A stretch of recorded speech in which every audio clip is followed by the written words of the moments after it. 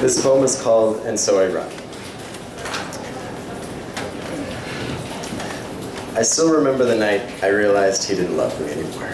I closed my eyes and the darkness sounded like his breath. I turned to cry and the pillows smelled like his neck. The blankets simply reminded me of how I was once held. And so I ran.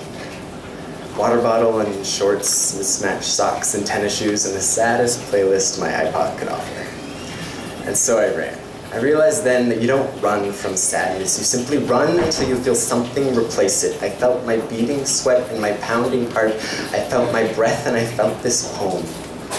And so I ran. You see, this poem isn't written on a page. It is written on that track. It is written on these litless bike lanes. It is written on those skinny-ass sidewalks we've all walked drunk. And I know that the end of an us is not the end of a me, because hope is the pavement in front of my feet and the air in front of my face. I see it in the eyes of the friends I've met and in the voices of the friends that still care, and I know that it hurts, but I know that it is not the end.